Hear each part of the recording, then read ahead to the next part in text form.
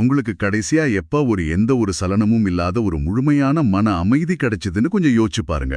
ம் அது இப்போ இருக்கிற காலகட்டத்துல ரொம்பவே அபூர்வமான ஒரு விஷயம்தான். கண்டிப்பா. நேத்தா இல்ல போன வாரமா இல்ல பல வருஷமாச்சா? காலையில எழுந்த உடனே போனை எடுத்து நோட்டிபிகேஷன் செக் பண்றது, அப்புறம் டிராஃபிக்ல எரிச்சல், ஆபீஸ்ல பிரஷர், நைட்டு தூங்க போகும்போது நாளைக்கு என்ன நடக்க போகுங்கிற ஒரு பதட்டம். இதுதான் நம்மளோட அன்றாட வாழ்க்கையா மாறிடுச்சு இல்லையா? உண்மைதான். உடம்புல ஒரு வலி வந்தா உடனே ஒரு மாத்திரையை போட்டு சரி பண்ணிடுறோம். ஆனா பாத்தீங்கன்னா இந்த மனசுக்குள்ள இருக்கிற காயங்களுக்கும் சோர்வுக்கும் வெளியில இருந்து எந்த மாத்திரையும் கிடைக்காது. எக்ஸாக்ட்லி. அந்த அமைதிய, அந்த மருந்த உங்களுக்குள்ளேயே நீங்க தான் உருவாக்கிக்கணும்னா எப்படி இருக்கும்? உங்களை இந்த ஆழமான அலசலுக்கு ரொம்ப உற்சாகமா வரவேற்கிறேன். இன்னைக்கு நாம பார்க்க போற விஷயம் உங்க மனசுக்குள்ளேயே இருக்கிற ஆனா நீங்க இது வரைக்கும் திறக்காத ஒரு சீக்ரெட் ரூமை பத்தி. ஆமா. நீங்க இந்த ஆடியோவை கேட்டுட்டு இருக்கீங்கன்னா, இந்த தகவல் பெருக்கத்திலையும் தினசரி ஓட்டத்திலையும் உங்களை நீங்களே தொலைச்சிடக்கூடாதுன்னு நினைக்கிறீங்க. உங்களுக்கான ஒரு தெளிவான மன அமைதியை கண்டுபிடிக்கணுங்கிற ஒரு தேடல் உங்களுக்கிட்ட இருக்குன்னு அர்த்தம். சூப்பர். இன்னைக்கு நாம வெனரபிள் தம்மரக்கிதா அவங்களோட குறிப்புகளிலிருந்து எடுக்கப்பட்ட மெட்டா பாவன அல்லது அன்பு கருணை தியானம் அப்படிங்கிற ஒரு அற்புதமான விஷயத்தோட ஆழமான உண்மைகளை தான் பார்க்க போறோம். இது ஏதோ காத்துல மிதக்கிற ஒரு தத்துவம் கிடையாது. மூளையோட செயல்பாட்டையே மாத்தக்கூடிய ஒரு சயின்ஸ் அப்படின்னு கூட சொல்லலாம். இந்த ஆழமான அலசலோட முக்கிய நோக்கம் என்னவென்றால், இந்த மெட்டா என்றால் என்ன, அது நாம சாதாரணமா மத்தவங்க கிட்ட காட்டுற அன்பிலிருந்து எப்படி வேறுபடுது, எல்லாவற்றுக்கும் மேலாக இந்த பரபரப்பான உலகத்துல உங்க மன அமைதியை கண்டறிய இது எப்படி ஒரு பிராக்டிக்கலான கருவியா செயல்படுதுங்கிறத புரிஞ்சுக்கிறது தான். கண்டிப்பா. சரி, இதை கொஞ்சம் விரிவாக பார்ப்போம். முதல்ல நாம அன்பிற்கும் மெட்டாவிற்கும் உள்ள அடிப்படையான வித்தியாசத்தை புரிஞ்சுக்கணும். நாம அன்பு அப்படின்னு நினைக்கிற பல விஷயங்கள்ல ஒரு மறைமுகமான கண்டிஷன் இருக்கும். கண்டிஷனா? அதாவது ஒரு எதிர்பார்ப்பு இருக்குன்னு சொல்றீங்களா? ஆமா. நீங்க எனக்கு இத செஞ்சா நான் உங்களுக்கு அன்பை திருப்பி கொடுப்பேன், இல்லனா நீங்க என் பேச்சை கேட்டா நான் உங்க மேல அன்பா இருப்பேன் அப்படிங்கிற ஒரு வியாபாரம் அதுல ஒளிஞ்சிருக்கும். ஓஹோ, கரெக்ட் தான். அதுல கொஞ்சம் எதிர்பார்ப்பும் சுயநலமும் ஒட்டிக்கிட்டு தான் இருக்கும். ஆனா மெட்டா அப்படிங்கிறது எந்த எதிர்பார்ப்பும் இல்லாத ஒரு நிபந்தனையற்ற மல்வாழ்த்து. அதாவது ஒருத்தர் உங்களுக்கு என்ன செஞ்சாலும் செய்யாவிட்டாலும் அவங்களோட நல்வாழ்விற்காக மட்டுமே மனதார ஆசைப்படுறது. வாவ்! எந்த ஒரு கண்டிஷனும் இல்லாம ஒருத்தரோட நன்மைக்காக மட்டுமே ஆசைப்படுறது கேட்பதற்கு ரொம்ப நல்லா இருக்கு. ஆனா இதை எப்படி பிராக்டிக்கலா பண்றது? இதை பழக்கப்படுத்துறதுக்கு தம்மரைக்குதான் 4 முக்கிய வரிகளை குறிப்பிடுறாரு.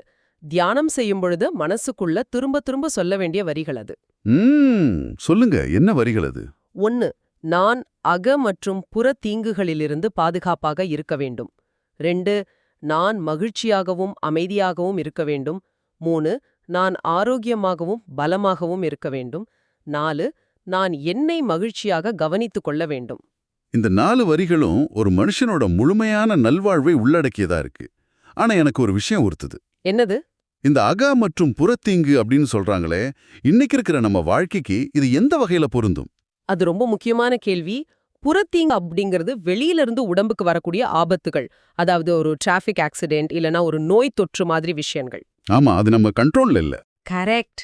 ஆனா இந்த அகத்தீங்கு இருக்கு பாருங்க, அதுதான் இன்னைக்கு நம்மளோட பெரிய எதிரி. ராத்திரி 11 மணிக்கு ஆபீஸ் இமெயிலை செக் பண்ணிட்டு பதட்டப்படுறது, மத்தவங்களோட சோஷியல் மீடியா போஸ்ட பார்த்துட்டு நம்ம வாழ்க்கைய நினைச்சு நாமளே தாழ்வு மனப்பான்மைக்கு போறது. ஆஹா, தேவையில்லாத ஓவர் திங்கிங், இதெல்லாம் தான் அகத்திங்குன்னு சொல்றீங்க. எக்ஸாக்ட்லி. இந்த ரெண்டுல இருந்தும் நான் விடுபட்டு மனசளவிலும் உடலளவிலும் நலமா இருக்கணுங்கிறது தான் இந்த வரிகளோட முழுமையான சாராம்சம். இப்போ எனக்கு இங்க ஒரு முரண்பாதான கேள்வி வருது. நாம சின்ன வயசுல இருந்து மத்தவங்களுக்கு உதவி செய்யறதையும் மத்தவங்க மேல அன்பு செலுத்துறதையுமே ஒரு நல்ல குணம்னு படிச்சு வளர்ந்துருக்கோம். ஆமா. ஆனா இந்த தியானத்துல இந்த வரிகளை முதல்ல நமக்காகவே சொல்லிக்கணும்னு சொல்லியிருக்காங்க. இது கொஞ்சம் சுயநலமா தெரியலையா? இது எப்படி இருக்குன்னா, விமானத்துல அவசர காலத்துல முதல்ல உங்க ஆக்சிஜன் மாஸ்க் அணிந்து விட்டு பிறகு மற்றவர்களுக்கு உதவுங்கள் அப்படின்னு அனௌன்ஸ் பண்ணுவாங்களே, அது மாதிரி இருக்கே. இங்கே மிகவும் சுவாரஸ்யமான விஷயம் என்னவென்றால், உலகத்திலேயே 100% கேரண்டியான ஒரே மெட்டா நமக்காக செய்யும் மெட்டா மட்டுமே. ஓ, அப்படியா? ஆமா. நீங்க மத்தவங்களுக்கு உங்க அன்பையோ கருணையோ அனுப்புனா அவங்க அதை முழுமையா ஏத்துப்பாங்களா இல்ல அதை அவங்க சரியா புரிஞ்சுப்பாங்களாங்கிறது உறுதி இல்ல. ஆனா உங்களுக்கான மெட்டா உங்களை 100% முழுமையா சென்றடையும். நான் சொன்ன அந்த ஆக்சிஜன் மாஸ்க் உதாரணம் தான் யதார்த்தம் இல்லையா? கண்டிப்பா. நீங்க மூச்சு திணறிக்கிட்டு இருக்கும்போது மத்தவங்களுக்கு எப்படி உதவி பண்ண முடியும்? இது எப்படி பாருங்க, நீங்க ஒருத்தருக்கு ரொம்ப தரமான சுவையான ஒரு சாக்லேட் கொடுக்க நினைக்கிறீங்க. சரி. அது அவங்களுக்கு கொடுக்கறதுக்கு முன்னாடி அதோட சுவை என்ன, அது எவ்வளவு இனிப்பா இருக்குன்னு நீங்க முதல்ல ருசித்து பார்க்கணும்ல. நீங்க முதல்ல அந்த தூய்மையான அன்பை உங்களுக்குள்ள முழுமையா உணர்ந்தாதான் அதோட ஆழம் என்னன்னு உங்களுக்கு புரியும். Super point. நாம முழுமையா ஃபீல் பண்ணாதான் அதை மத்தவங்களுக்கும் நம்மால உண்மையாகவே வழங்க முடியும். ஒரு காலி பாத்திரத்திலிருந்து மொத்தவங்களுக்கு எதுவும் கொடுக்க முடியாது. கரெக்ட். அந்த சாக்லேட் உதாரணம் ரொம்ப நல்லா இருக்கு. நாம உள்ளுக்குள்ள எந்த அளவுக்கு அன்பை நிரப்பி வச்சிருக்கோமோ அந்த அளவுக்கு தான் அது வெளியிலையும் வழியும். சரி, நமக்கு நாமே அன்பை கொடுத்துட்டோம். இது கேட்க நல்லா இருக்கு. ஆமா.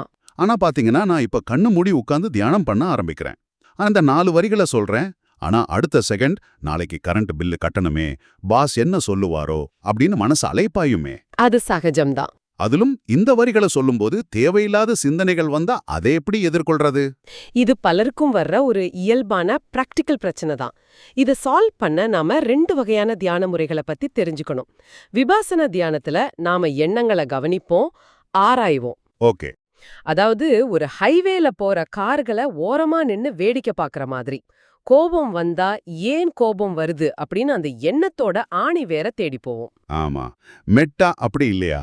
இல்ல, மெட்டா அப்படிங்கிறது ஒரு சமதா தியானம். சமதா என்றால் ஒருமுகப்படுத்துதல். ஒரு பூத கண்ணாடி வழியா சூரிய ஒளிய ஒரே புள்ளியில குவிய வைக்கிற மாதிரி. இங்க உங்களுக்கு மனத்தடைகளோ தேவையற்ற சிந்தனைகளோ வந்தா அதை ஆராயவே கூடாது. ஓ, அதை அப்படியே கண்டுக்காம விட்டுறணுமா? இல்ல, அதை முறியடிக்கணும். ஒரு ஸ்டீம் ரோலர் அல்லது புல்டோசர் மாதிரி உங்க மனத்தடைகளை நசுக்கிட்டு மெட்டா வரிகளை தொடர்ந்து சொல்லிக்கிட்டே இருக்கணும். புல்டோசர் மாதிரியா? ஆமா. மனசு வேற எங்கேயோ போனாலும் சரி, தூக்கம் வந்தாலும் சரி, பயங்கர சலிப்பு ஏற்பட்டாலும் சரி, உங்க இலக்கு அந்த வார்த்தைகள் மேல மட்டுமே இருக்கணும். அந்த வரிகளை ஒரு புல்டோசர் மாதிரி ஓட்டிக்கிட்டே இருக்கணும். இருங்க, நான் செஞ்சிருக்கிறேன். இது ரொம்ப மெக்கானிக்கலா இருக்கே. எந்த ஒரு உணர்வும் இல்லாம ஒரு ரோபோ மாதிரி வெறும் வார்த்தைகளை திரும்ப திரும்ப சொல்றது போலியா இருக்காதா? ஆரம்பத்துல அப்படிதான் தோணும். இல்ல, நான் சந்தோஷமா இருக்கேன், நான் அமைதியா இருக்கேன் அப்படின்னு மனசுக்குள்ள எந்த ஃபீலிங்கும் இல்லாம கிளிப்பில்ல மாதிரி திரும்ப திரும்ப சொல்றது எப்படி உண்மையான அன்பா மாறும்? இதுல என்ன லாஜிக் இருக்கு? நீங்க சொல்ற மாதிரி ஆரம்பத்துல ஒரு ரோபோ மாதிரி உணர்வில்லாம தான் வார்த்தைகள் வெளிவரும். ஆனா இதுக்கு பின்னாடி ஒரு மிகப்பெரிய மூளை அறிவியல் இருக்கு. சயின்ஸ் இருக்கா? ஆமா. வார்த்தைகள் அப்படிங்கிறது மெட்டா எனும் கதவை துறக்கும் சாவிகள் மாதிரி. நீங்க தொடர்ந்து ஒரு விஷயத்த சொல்லும்போது உங்க மூளையில புதுசா நியூரல் பாத்வேஸ் உருவாக ஆரம்பிக்கும். அதாவது புதுசா ஒரு பாதை உருவாகுதுன்னு சொல்றீங்க? கரெக்ட். ஒரு காட்டுக்குள்ள நீங்க திரும்ப திரும்ப ஒரே இடத்துல நடக்கும்போது அங்க எப்படி ஒரு புது பாதை உருவாகுமோ அதே மாதிரிதான் உங்க மூளை எப்பவுமே நெகட்டிவான விஷயங்களை தேடியே பழகியிருக்கும். ஆமா, நம்ம மூளை பொதுவா நெகட்டிவிட்டியை தான் சீக்கிரம் கவனிக்கும். அதனால நீங்க இந்த வரிகளை புல்டோசர் மாதிரி திரும்ப திரும்ப சொல்லும்போது மூளைக்குள்ள ஒரு பாசிட்டிவான பாதையை நீங்க வலுக்கட்டாயமா உருவாக்குறீங்க. சொல்ல சொல்லதான் அந்த வார்த்தைகள் ஆழ் மனசுல பதிஞ்சு உணர்வா மாறும். ஓ, இப்ப புரியுது. இதை இன்னும் ஈஸியாக்குறதுக்கு தம்மரத்திதா ரொம்ப சுவாரஸ்யமான ஒரு டெக்னிக்க சொல்றாரு.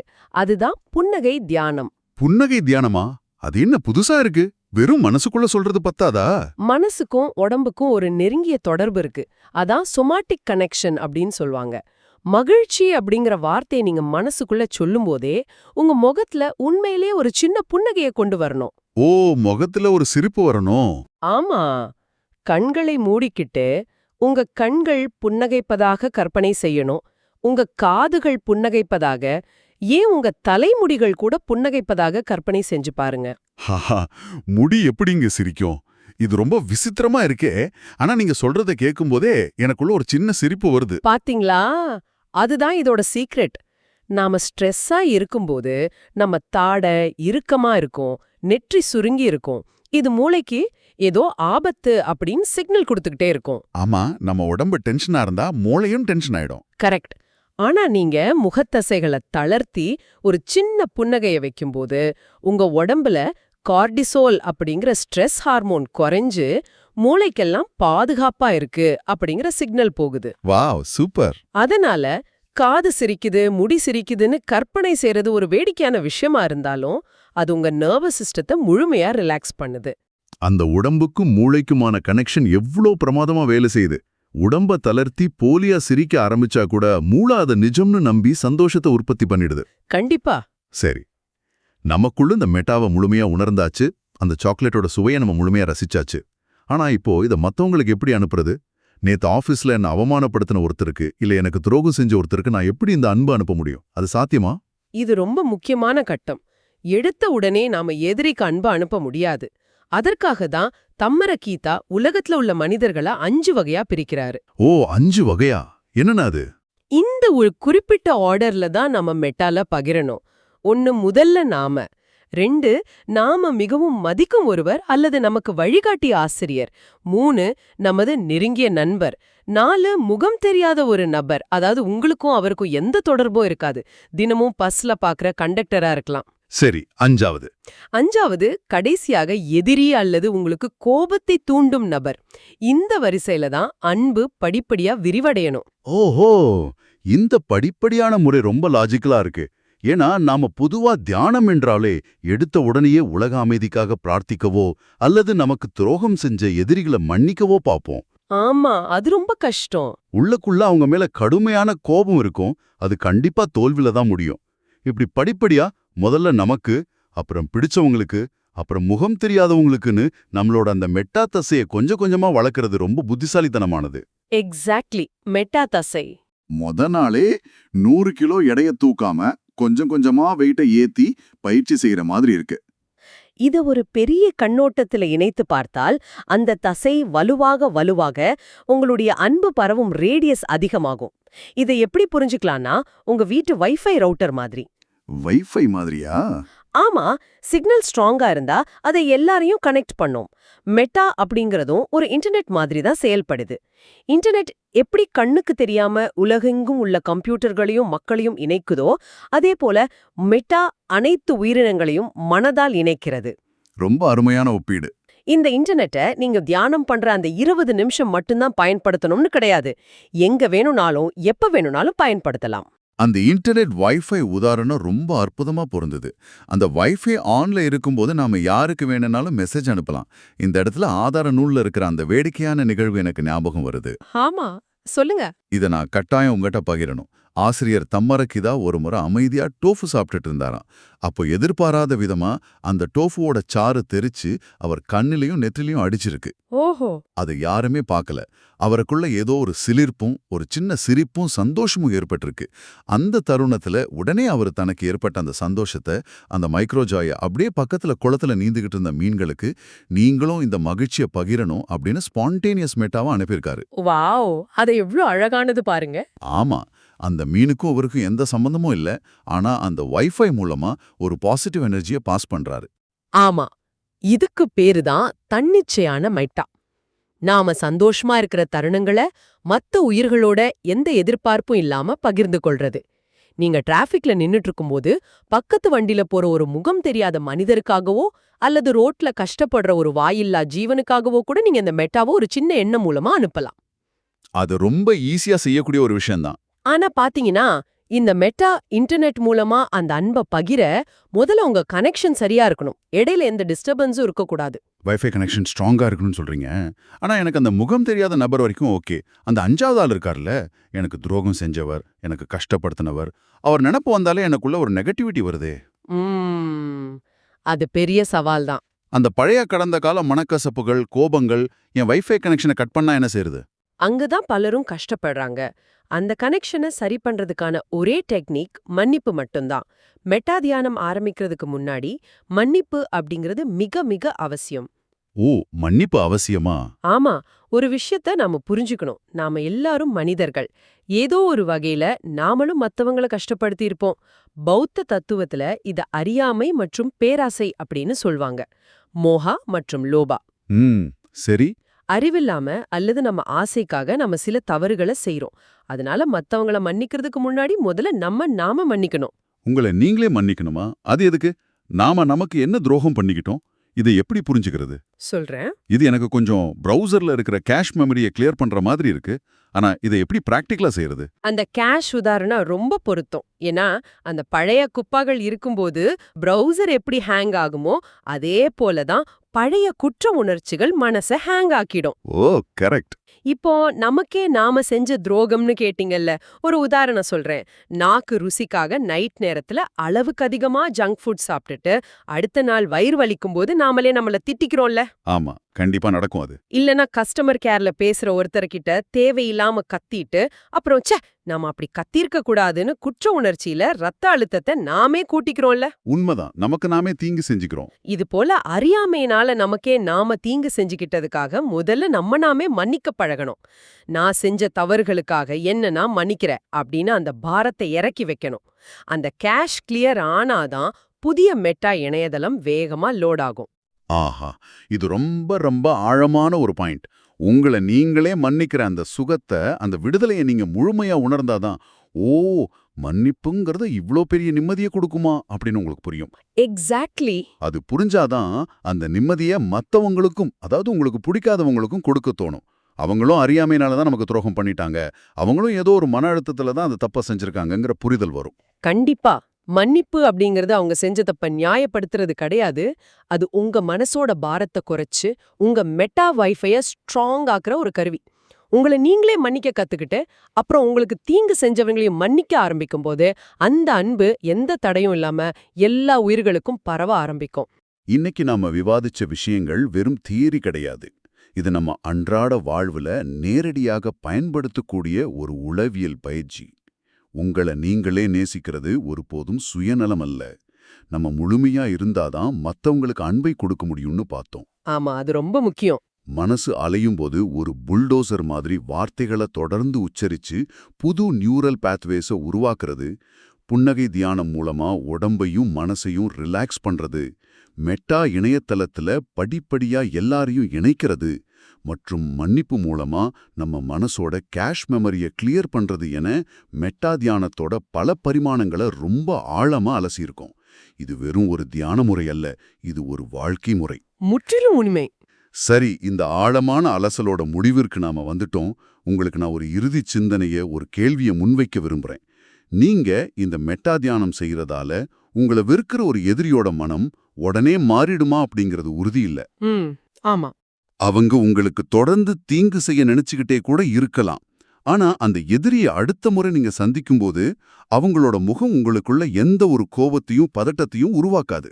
அவங்களோட மனம் மாறுதோ இல்லையோ, உங்களோட மனம் முற்றிலும் மாறி இருக்கும் அல்லவா? கண்டிப்பா. உங்க மனசு எந்த ஒரு வெறுப்பும் இல்லாம ஒரு குளம் போல அமைதியா இருக்கும் அல்லவா?